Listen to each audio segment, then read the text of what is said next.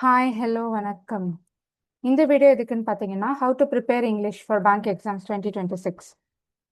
Okay, so இந்த வீடியோவில் வந்துட்டு நம்ம என்ன பார்க்க போகிறோன்னா, பேங்க் எக்ஸாம்ஸ் ப்ரிப்ரேஷன் இப்போ தான் நீங்கள் ஸ்டார்ட் பண்ணுறீங்க அப்படின்னாலும், நீங்கள் ஒரு பிகினராக இருந்தாலும் சரி, நீங்கள் ஒரு ரிப்பீட்டராக இருந்தாலும் சரி, விச் மீன்ஸ் நீங்கள் ஆல்ரெடி ப்ரிலிம்ஸ் கிளியர் பண்ணிவிட்டு மெயின்ஸ் ஆஸ்பிரண்ட்டாக இருந்தாலும் ஓகே. ஸோ உங்கள் ரெண்டு பேருக்குமே இந்த ஒரு வீடியோ கண்டிப்பாக யூஸ்ஃபுல்லாக இருக்கும். 2026 how to crack bank exams. Okay, so English செக்ஷனுக்கு நீங்கள் எப்படி ப்ரிப்பேர் பண்ணலாம், உங்களை நீங்கள் எப்படி ஆயத்தப்படுத்தலான்றதை இந்த செஷனில் நம்ம பார்க்க போகிறோம். ஓகே, ஸோ பேட்டர்ன் வைஸ் எப்படி இருக்குது அப்படின்றத பார்க்க போகிறோம். இங்கிலீஷ் வெயிட்டேஜ் என்னன்னு பார்க்க போகிறோம். இங்கிலீஷோட வெயிட்டேஜ் வந்துட்டு ஒவ்வொரு எக்ஸாம்ஸ்லேயே அப்கமிங் பிஓ எக்ஸாம்ஸாக இருக்கட்டும், கிளர்க் எக்ஸாம்ஸாக இருக்கட்டும், இதுலலாம் உங்களோட இங்கிலீஷ் வெயிட்டேஜ் என்னவா இருக்க போது, நீங்கள் அதுக்கான ப்ரிப்ரேஷன் என்னென்ன கொடுக்கணும், ஓகே, எவ்வளோ நேரம் ஸ்பெண்ட் பண்ணணும், டெய்லி ஸ்ட்ராட்டஜி பார்க்க போகிறோம். தென் எப்படி வந்துட்டு ப்ராக்டிஸ் பண்ணணும் அப்படின்றத பார்க்க போகிறோம். ஓகே, நீங்கள் ஃப்ரெஷராக இருந்தீங்க அப்படின்னா, இப்போ தான் நீங்கள் பிகினராக இருக்கீங்க, இப்போ தான் ஸ்டார்ட் பண்ணுறீங்க அப்படின்னாலும் பிரச்சனை இல்லை. இந்த வீடியோ உங்களுக்கான வீடியோவும் தான். ஓகே, நீங்கள் ஆல்ரெடி மெயின்ஸ் ஆஸ்பிரண்ட்டாக இருந்தால் கூட இட்ஸ் ஓகே, நீங்கள் இதை பார்க்கலாம். ப்ரிலிம்ஸ் ஆஸ்பிரண்ட்டாக இப்போ தான் நீங்கள் ஃபர்ஸ்ட் நீங்கள் பிகின் பண்ணுறீங்க அப்படின்னாலும் இந்த வீடியோ ஆப்டான வீடியோவாக இருக்கும். ஓகேவா? இதில் என்ன பார்க்க போகிறோம் அப்படின்னா, as I said, இந்த பேட்டர்ன்ஸ்லாம் பார்க்க போகிறோம். ஆல்சோ இங்கிலீஷ் சிலபஸும் பார்க்க போகிறோம். ஓகே, அண்ட் ஸ்மால் ஸ்மால் அப்ரோச்சஸும் பார்ப்போம். ஓகே, சிலபஸ் என்னென்ன டாபிக்ஸ் வரும், அந்த டாபிக்ஸோட குட்டி குட்டி அப்ரோச்சும் இதில் நம்ம பார்ப்போம். ஓகேவா? அப்ரோச் தான் முக்கியம். எந்த எக்ஸாமாக இருந்தாலும், be it English or maths or reasoning, எதுவாக இருந்தாலும் அப்ரோச் தான் இம்பார்ட்டண்ட். ஓகே, ஸோ இப்போ என்ன பண்ண போகிறோம் அப்படின்னா, இப்போ பேட்டர்ன் எப்படி இருக்குது, எந்த மாதிரி இருக்குது, நீங்கள் எப்படி யூட்டிலைஸ் பண்ணணும் உங்கள் டைமை, எப்படி நீங்கள் வந்துட்டு பெஸ்ட்டான அட்டெம்ப்ட் கொடுக்கணும் அப்படின்றத நம்ம பார்க்க போகிறோம். ஓகே, எல்லாருமே வந்து குவான்ஸ் அண்ட் ரீசனிங் போட்டுருவாங்க. குவான்ஸ் அண்ட் ரீசனிங் டாபிக்ஸ் வந்துட்டு இந்த செக்ஷன் வந்துட்டு எல்லாருமே ஈஸியாக ஸ்கோர் பண்ணக்கூடியது. பீட் ப்ரிலிம்ஸ் ஆர் மெயின்ஸ் ரெண்டுலேயுமே வந்துட்டு இது வந்து எல்லாரும் 20 மார்க் வாங்கினாலும் நம்மளும் 20 மார்க் வாங்கிடலாம். பட் டிஃப்ரென்ஸ் காட்டக்கூடிய இடம் எதுன்னு பார்த்தீங்கன்னா இங்கிலீஷ் தான். இங்கிலீஷில் தான் நம்மளால டிஃப்ரென்ஸ் காட்ட முடியும். மற்ற செக்ஷனில் நம்மளோட காம்படிட்டர் வந்து நம்மளோட 2 மார்க் அதிகமாக எடுத்திருந்தா கூட இந்த இடத்துல நம்ம ஒரு 10 மார்க் டிஃப்ரென்ஸ் காட்டலாம் இங்கிலீஷில் நல்லா பர்ஃபார்ம் பண்ணலாம். ஓகே, ஸோ அது எப்படி எப்படி பண்ணால் நம்ம அந்த டிஃப்ரென்ஸை வந்துட்டு இந்த இடத்துல எடுத்துகிட்டு வரலாம் அப்படின்றத பார்க்க போகிறோம். ஓகே, ஸோ எந்த மாதிரியான எக்ஸாம்ஸ் அப்கமிங்கில் நமக்கு இருக்குது அப்படின்னா IBPS PO, IBPS clerk, SBI PO, SBI clerk, IBPS PO, IBPS clerk, RRB PO, RRB clerk. இந்த 6 எக்ஸாம்ஸும் எவ்ரி இயர் நம்ம அட்டன் பண்ணக்கூடிய எக்ஸாம்ஸ் கண்டிப்பாக வந்துடும். ஓகே, அண்ட் மற்ற எக்ஸாம்ஸ் பார்த்தீங்கன்னா இன்சூரன்ஸ் எக்ஸாம் இருக்கும், ரெகுலேட்டரி போர்டு எக்ஸாம்ஸ் இருக்கும், லைக் நபார்ட் எக்ஸாம்ஸ், சிட்பி, இந்த மாதிரி எக்ஸாம்ஸ் இருக்கும். அப்புறம் எல்பிஓஸ் வந்து ரீசெண்டாக லாஸ்ட் 2 இயர்ஸை கண்டக்ட் பண்ணுறாங்க. LPOs is nothing but PO exam மாதிரி தான். பட் லோக்கல் பேங்க் ஆஃபீஸர் பிஓவில் வந்துட்டு வித்தின் த ஸ்டேட் சர்வ் பண்ணக்கூடிய ஒரு ஜாப். ஓகேவா? பிஓ மாதிரி தான். ஸோ இது எல்லாமே ஐபிபிஎஸ் நடத்துறதுனால பேட்டர்ன் நமக்கு சேமாக தான் இருக்க போகுது, சிலபஸும் சேமாக இருக்க போகுது. ஸோ எல்லாத்துக்கும் தனித்தனியான அப்ரோச்சான்னு கேட்டிங்கன்னா கிடையாது, ஒரே அப்ரோச், சிங்கிள் அப்ரோச் தான். ஓகேவா? ஸோ எல்லாத்துக்கும் ஒரே பேட்டர்ன், ஒரே சிலபஸ், பட் அந்தந்த எக்ஸாமுக்கு தகுந்த மாதிரி டஃப்னஸ் மட்டும் கொஞ்சம் கூடி குறையும்.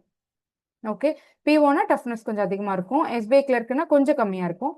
இந்த மாதிரி ஒவ்வொரு எக்ஸாமுக்குமே வந்து டஃப்னஸ் ஏற்றி இருக்குமே தவிர கண்டென்ட் வந்து சேம் தான். நீங்கள் படிக்க போகிற கான்செப்ட் வந்து ரொம்பவே சிமிலராக தான் இருக்க போகுது.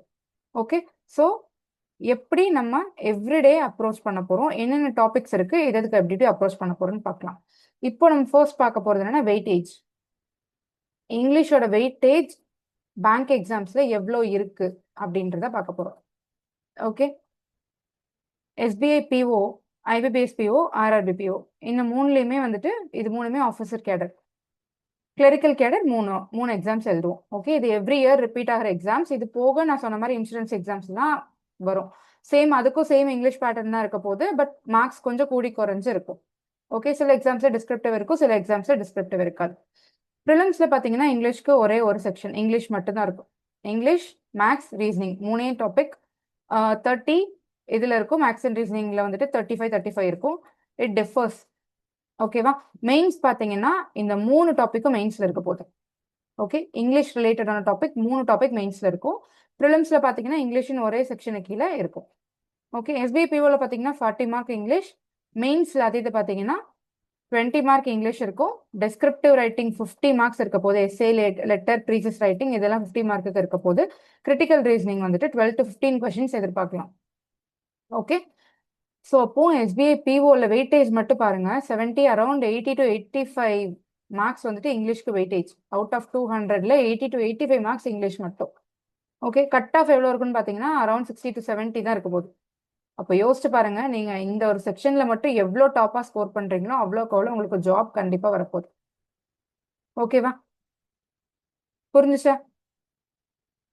எஸ்பிஐ கிளர்க்கு பார்த்தோம் அப்படின்னா, கிளர்க் வந்து கொஞ்சம் ஹார்ட்னஸ் கொஞ்சம் கம்மியாக தான் இருக்கும் ப்ரிலிம்ஸ், எஸ்பிஐ பிஓ ப்ரிலிம்ஸை கம்பேர் பண்ணும்போது.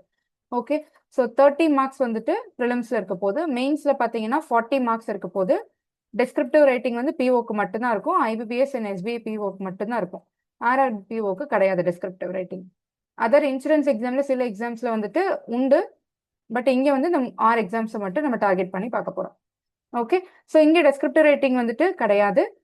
And critical reasoning 5 to 8 questions வந்துட்டு எக்ஸ்பெக்ட் பண்ணலாம். கிரிட்டிக்கல் ரீசனிங் டாபிக் வந்துட்டு நம்ம இங்கிலீஷ்ல இருக்காது, ரீசனிங்ல ஒரு டாபிக்.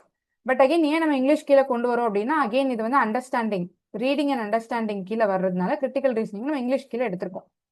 ஓகேவா, again this will also help you score well. Okay, reasoning செக்ஷன்ல இதை வச்சு மார்க் ஏற்றலாம். இதுக்கும் நமக்கு தேவை ரீடிங் ஸ்கில். ஸோ இங்கிலீஷ் தான் இங்கேயுமே ப்ளே பண்ணுது ரோல். ஸோ இப்போ இங்கே பார்த்தீங்கன்னா 40 + ஒரு 5 to 8 ஒரு அரௌண்ட் ஒரு 50 மார்க்ஸ் கிட்ட ஸ்கோர் பண்ணிடலாம். ஓகே, ஐபிபிஎஸ் பிஓவில் பார்த்தீங்கன்னா 30 மார்க்ஸ் வந்துட்டு ப்ரிலிம்ஸில் அதே தான் பேட்டர்ன் ஃபாலோ ஆகும். மெயின்ஸில் பார்த்தீங்கன்னா இவ்வளோ மார்க்ஸ், 40 மார்க்ஸ் மெயின்ஸில் இங்கிலீஷ் செக்ஷனில் வரும். 25 marks descriptive, 8 to 12 question critical reasoning வரப்போகுது. ஸோ அரௌண்ட் பார்த்தீங்கன்னா 65 to ஒரு 75 மார்க்ஸ் வந்து இங்கிலீஷில் மட்டும் இங்கே ஸ்கோர் பண்ணலாம். ஓகேவா, ஐபிபிஎஸ் கிளர்க்கில் பார்த்தீங்க அப்படின்னா 30 மார்க்ஸ் அதே மாதிரி ப்ரிலிம்ஸில் வரப்போகுது. மெயின்ஸில் பார்த்தீங்கன்னா 40 அண்ட் டிஸ்கிரிப்டிவ் கிடையாது, ஏன்னா கிளரிக்கல் போஸ்ட் இது. அண்ட் கிரிட்டிக்கல் ரீசனிங் பார்த்தீங்கன்னா 5 to 8. கிளரிக்கல் போஸ்ட் எல்லாத்துக்குமே 5 to 8 தான் வருது.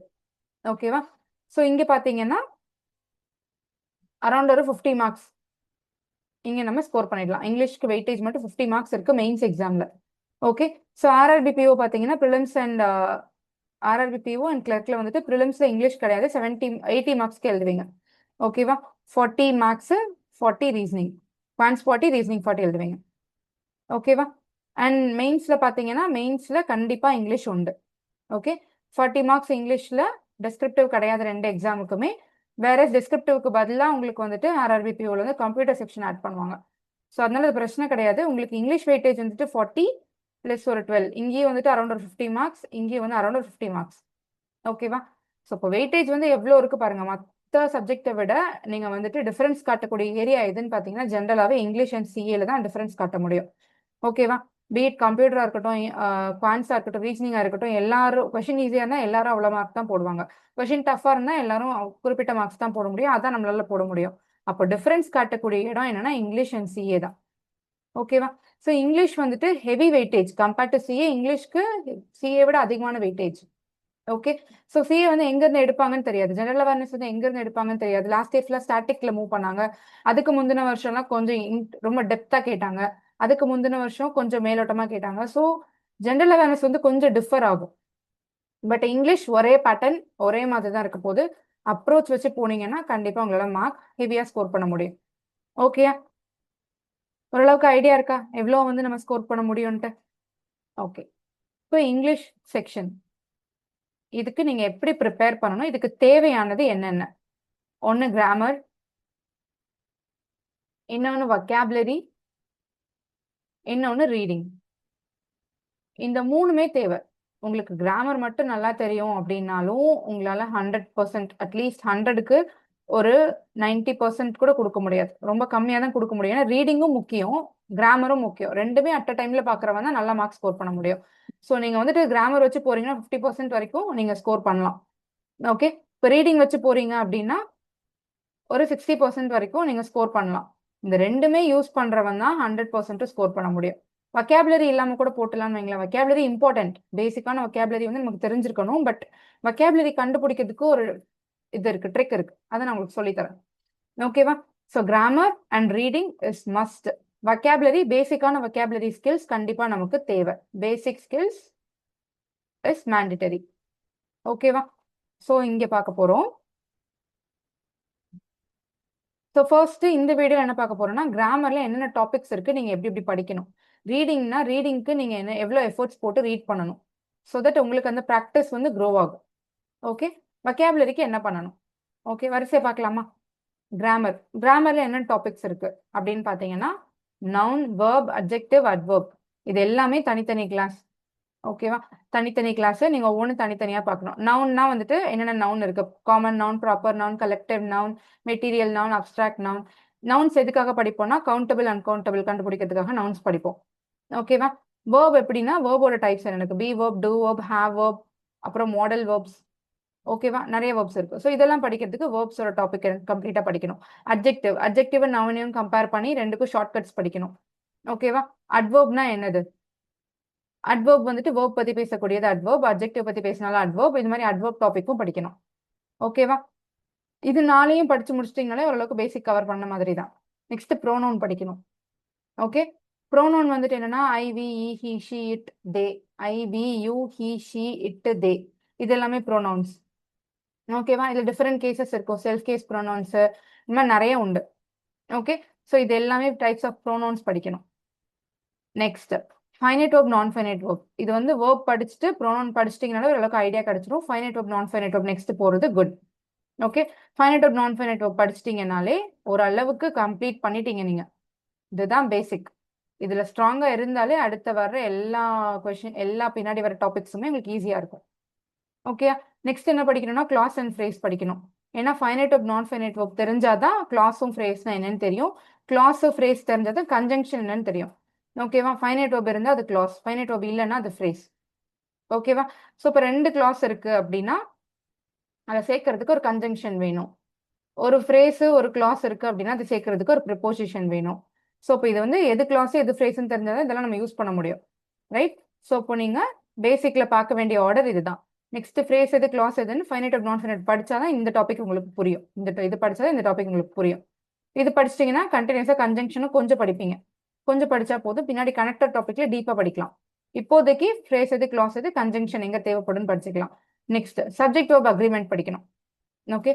Most of the error question subject verb அக்ரிமெண்ட்ல தான் இருக்கும். 5 கொஸ்டின் இருக்குன்னா அதுல 3 கொஸ்டின் வந்துட்டு 5ல 3 கொஸ்டின் வந்துட்டு எரர் கொஸ்டின்ஸ்ல சப்ஜெக்ட் வேர்ப் அக்ரிமெண்ட் தான் இருக்கும். ஓகேவா? சப்ஜெக்ட் வேர்ப் அக்ரிமெண்ட் தான் இருக்கும். சப்ஜெக்ட் வேர்ப் அக்ரிமெண்ட் இருக்குன்னா மேபி வந்து சிங்குலர் சப்ஜெக்ட் இருந்துச்சு, சிங்குலர் நவுன் இருந்துச்சு, அதுன்னா அதுக்கு வந்துட்டு சிங்குலர் வேர்ப் தான் வரும். ஓகேவா? இப்போ இதே ப்ளூரல் நவுன் இருந்துச்சு அப்படின்னா ப்ளூரல் வேர்ப் வரும். இது எல்லாமே வந்துட்டு நீங்க படிச்சாதான் உங்களுக்கு புரியும். டீட்டெயில்டா படிக்கணும். ஓகே. ஸோ இப்போ சப்ஜெக்ட் வேர்ப் அக்ரிமெண்ட் இம்பார்ட்டன்ட். இதுல எரர் நிறைய கொஸ்டின்ஸ் வரும். நெக்ஸ்ட் படிக்க வேண்டிய டாபிக் என்ன, ரிலேட்டிவ் ப்ரோனவுன். ரிலேட்டிவ் ப்ரோனவுன் படிக்கும்போது ரிலேட்டிவ் ப்ரோனவுன் என்ன வரும்னா ஹூ, whom, which, that. இது கூட சேர்ந்து என்ன படிக்கணும்னா these, those, that, these, those, அப்ப this, that. இந்த நாலுமே படிச்சிடணும். ஓகேவா? இது எல்லாமே படிச்சிட்டீங்கன்னா ஓரளவுக்கு நீங்க 4 டைப் ஆஃப் தட்டு என்னன்றதை நீங்க கண்டுபிடிச்சிடலாம். ஓகே. 4 டைப்ல தட்டு வரும். அந்த டைப்லாம் உங்களுக்கு தெரிஞ்சிடும். நெக்ஸ்ட் இதோடய முடிஞ்சிருச்சு. உங்களுக்கு பேசிக் டாபிக்ஸ் வந்து இதோடவே முடிஞ்சிருச்சு. இது படிச்சிட்டீங்கனாலே நீங்க வந்துட்டு ப்ரிலிம்ஸ் நல்ல மார்க்ஸ் ஸ்கோர் பண்ணலாம். ஓகே. நெக்ஸ்ட் நீங்க கொஞ்சம் இன்டெப்தா படிக்கக்கூடிய டாபிக்ஸ் என்னன்னா கனெக்டர்ஸ். ஓகே. டென்சஸ். இது எல்லாமே கொஞ்சம் இன்டெப்தா படிக்கணும். டென்சஸ் பார்த்தீங்கன்னா நிறைய டென்ஸ் இருக்கு. ப்ரெசன்ட் டென்ஸ், சிம்பிள் ப்ரெசன்ட், ஓகேவா, present continuous, present perfect tense, present perfect continuous, நிறைய டைப் இருக்கு. ஸோ ஒவ்வொன்றும் வந்துட்டு நீங்க டெப்தா படிக்கணும். கனெக்டர்ஸும் நிறைய இருக்கு படிக்கிறதுக்கு. ஸோ இந்த ரெண்டுமே நீங்க கண்டிப்பா படிச்சிருக்கணும். Okay. Next if class. If class சின்ன டாபிக் தான். ஒரு 2 கிளாஸ்ல படிச்சிடலாம்னு வைங்களேன். 2 கிளாஸ்ல இஃப் கிளாஸ் படிச்சிடலாம். ஃபிக்ஸட் ப்ரிப்போசிஷன் ஏன் வந்து இங்க எடுத்துட்டு வந்திருக்கேன், கிராமரோட எடுத்துட்டு வந்திருக்கேன் அப்படின்னா ஃபிக்ஸட் ப்ரிப்போசிஷன்ல நீங்க நிறைய விஷயம் கிராமரை படிக்கிற மாதிரி இருக்கும். கிராமர் படிக்கிறதுக்கு ஃபிக்ஸட் ப்ரிப்போசிஷன் யூஸ் ஆகும். ஓகேவா? 2 + V1 இன்ஃபினிட்டிவ், 2 + V1 INGனா இந்த இடத்துல வந்துட்டு 2 பக்கத்துல V1 வரும், சில இடத்துல 2 பக்கத்துல ஒரு ஜெரண்டும் வரும், இல்லைன்னா நவுனும் வரும். இந்த இடத்துல வரும்போது ப்ரிப்போசிஷன், இடத்துல வரும்போது இன்ஃபினிட்டிவ். ஸோ இந்த மாதிரியான டைப் எல்லாம் கண்டுபிடிக்கிறதுக்கு இது எல்லாத்துக்கும் ஃபிக்ஸட் ப்ரிப்போசிஷன் நமக்கு தேவைப்படும். ஸோ இதெல்லாம் உங்களுக்கு தெரியல அப்படின்னு சொல்லிட்டு பயப்படாதீங்க, ஒன்றும் பிரச்சனை இல்லை. ஒவ்வொரு டாபிக் வைஸா நீங்க படிக்கிறதுக்காக நான் சொல்றேன், அவ்வளவுதான். ஓகேவா? ஸோ இந்த டாபிக் நெக்ஸ்ட் நீங்க படிக்கணும். ப்ரிப்போசிஷன் அண்ட் ஆர்டிகல்ஸ் வந்துட்டு ஈஸி தான், ஒரு கிளாஸ் பார்த்தீங்கனாலே போதும். ஓகே, ஸோ இந்த டாபிக்ஸ் எல்லாமே நீங்க வந்துட்டு எப்படி படிக்கணும் அப்படின்னா, டெய்லி ஒரு டாபிக் படிக்கலாம், இல்லை டெய்லி ஒரு வீடியோ பார்க்கலாம். வீடியோ டெய்லி ஒரு வீடியோ பார்த்தீங்கனாலே இனஃப். பார்க்கறது மட்டும் இல்லை, கிராமர் பார்த்தீங்கன்னா கண்டிப்பா நோட்ஸ் எழுதணும். இங்கிலீஷ்க்குன்னு தனியா நோட்ஸ் போட்டு நோட்ஸ் எழுதணும். ஓகே, நோட்ஸ் எழுதணும். நெக்ஸ்ட் என்னன்னா வொக்காபுலரிக்கு வருவோம். வொக்காபுலரிக்கு எப்படி படிக்கணும்னு நான் சொல்றேன். இங்கிலீஷ் இப்போதைக்கு கிராமர் பொறுத்த அளவுக்கு ஒரு நோட்ஸ் போட்டு அந்த நோட்ல நீங்க கண்டிப்பா படிக்கிற கிராமர் டாபிக்ஸ் எல்லாமே உங்களுக்கு புரியுற மாதிரி நோட்ஸ் எழுதணும். ஓகேவா? நீங்க பிஎட் ஏதாவது வீடியோ பார்த்து படிச்சாலும் சரி, இல்லைன்னா வந்துட்டு உங்களோட ஏதாவது கிராமர் புக் பார்த்து படிச்சாலும் சரி, but notes is important. Okay, so கிராமர்ல நீங்க படிக்க வேண்டிய டாபிக் இவ்வளவுதான். கிட்டத்தட்ட பார்த்தா நீங்க உட்காந்து படிச்சீங்கன்னா, நம்ம சீரீஸ் எல்லாம் பாக்குறோம்ல, கண்டினியூஸா உட்காந்து பாக்குறோம். அதே மாதிரி இதுவும் நீங்க பண்ணீங்கன்னா இன்ட்ரெஸ்டிங்கா இருக்கும். எனக்கு பிடிக்கும், ரொம்ப பிடிக்கும். ஸோ நான் வந்து கிட்டத்தட்ட 3 நோட்ஸ் எடுத்து வச்சிருக்கேன். 3 பெரிய பெரிய நோட்ல நோட்ஸ் எடுத்து வச்சிருப்பேன். ஸோ ஈஸியான ஒர்க், நல்லா இருக்கும் பண்றதுக்கு, இன்ட்ரெஸ்டிங்கா இருக்கும், டைம் போறதே தெரியாது, சீரீஸ் பாக்குற மாதிரி இருக்கும். ஸோ இந்த ஒர்க் கண்டிப்பா பண்ணிடுங்க, பிகினரா இருந்தீங்க அப்படின்னா. இல்ல already if you well versed with grammar அப்படின்னா நீங்க வந்துட்டு 120 ரூல்ஸ் சும்மா கோ த்ரூ பண்ணிக்கலாம். பட் டைரக்டா நான் 120 ரூல்ஸ் மட்டும் படிச்சா போதுமான்னு கேட்டீங்கன்னா கண்டிப்பா கிடையாது. It is not going to help you anywhere. எங்கேயுமே ஹெல்ப் பண்ணாது, புரியவே புரியாது. கான்செப்ட் முக்கியம். கான்செப்ட், இந்த கான்செப்ட்ஸ் எல்லாம் படிச்சாதான் 120 ரூல்ஸ் ஜஸ்ட் ஒரு ரீகலெக்ஷன் மாதிரி. ஓகேவா? இதுல கிளியரா இருந்துக்கணும் நீங்க. நெக்ஸ்ட், கிராமர் பத்தி இப்போ ஒரு ஐடியா கிடைச்சிருக்கும்னு நினைக்கிறேன் இல்ல? Next vocabulary. வொக்காபுலரிக்கு முன்னாடி ரீடிங் போயிடலாம். ஓகே, ரீடிங்க்கு டெய்லி நீங்க என்ன பண்ண போறீங்க, what are going to do? So first வந்துட்டு ரீடிங்க்கு நீங்க பண்ண போறது என்னன்னா, டெய்லி ஒரு எடிட்டோரியல் வாசிக்கலாம். இல்ல நான் நியூஸ் பேப்பர் வாசிச்சிடுவேன், எனக்கு ரொம்ப பிடிக்கும் நியூஸ் பேப்பர் அப்படின்னு சொல்லிட்டு உங்களுக்கு பிடிச்ச டாபிக் மட்டும் வாசிக்க கூடாது. ஓகேவா? அப்படி வாசிச்சீங்கன்னா எக்ஸாம்ல கண்டிப்பா உங்களுக்கு பிடிச்ச டாபிக் இருக்காது. ஸோ வேஸ்ட், அது நீங்க வாசிச்சு வேஸ்ட். இந்த பிடிச்ச டாபிக்ன்றப்போ ஈஸியா உங்களால உள்வாங்கிக்க முடியும். உங்களுக்கு வந்துட்டு ரிலேட்டபிளா இல்லாத ஒரு டாபிக் வந்து எக்ஸாம்ல பாத்தீங்கன்னா உங்களால அந்த கிராப் பண்ண முடியாது. ரைட்? ஸோ அதனால எடிட்டோரியல் வாசிங்க. எடிட்டோரியல்ல மிக்சடா எல்லாமே இருக்கும். இந்த எடிட்டோரியல் வந்துட்டு ரெக்கமெண்டட். ஏன்னா கொஞ்சம் ஈஸியாவும் இருக்கும், கேட்சியாவும் இருக்கும். அகைன் கொஞ்சம் வேற மற்ற நியூஸ் பேப்பர்ஸ், டெக்கான் கிரானிக்கல் இந்த மாதிரி இதெல்லாம் போய் எடிட்டோரியல் ரீட் பண்ணீங்கன்னா கொஞ்சம் டஃப்பா இருக்கும் லெவல். ஓகேவா? ஸோ என்ன கேட்டீங்கன்னா எடிட்டோரியல் ஓகே. லாங் எடிட்டோரியல் இருந்தா கண்டிப்பா வாசிங்க. லாங் எடிட்டோரியல் அடிக்கடி வரும். ஸோ லாங் எடிட்டோரியல் வாசிச்சாலும் good, well and good. Okay, so இப்போ எப்படி வந்துட்டு இதை ரீட் பண்றது அப்படின்னா, ஃபர்ஸ்ட் வந்துட்டு எடிட்டோரியல் ரீட் பண்றீங்க, இல்லை ஏதாவது ஒரு கான்செப்ட் வைஸா ஏதாவது நியூஸ் பேப்பர்ல வந்துட்டு ஒரு ஆர்டிகல் மாதிரி ரீட் பண்றீங்க அப்படின்னா ஒன்றும் பிரச்சனை இல்லை. சொந்த கதை சோக கதை நியூஸ் பேப்பர்ல இருக்கும், அதை ரீட் பண்ணாதீங்க ப்ளீஸ். அது ரிலேட்டபிளா இருக்கக்கூடியது. நமக்கு கான்செப்ட் தான் முக்கியம். ஏன்னா கான்செப்டுவலா தான் நமக்கு எக்ஸாம்ல கேட்பாங்க. அந்த கான்செப்ட் தான் நமக்கு முக்கியம். ரைட்? ஸோ அந்த மாதிரி இருக்கும்போது ஃபர்ஸ்ட் உங்களுக்கு புரியல அப்படின்னா கூகுள்லயோ யூடியூப்லயோ அந்த கதையை சம்பந்தமா படிச்சிருங்க. சே ஃபார் எக்ஸாம்பிள் பீகார்ல நடக்கிற ஒரு இஷ்யூ பத்தி பேசுறாங்க அப்படின்னு வைங்களேன், உங்களுக்கு தெரியாது அங்க என்ன நடக்குதுன்னு.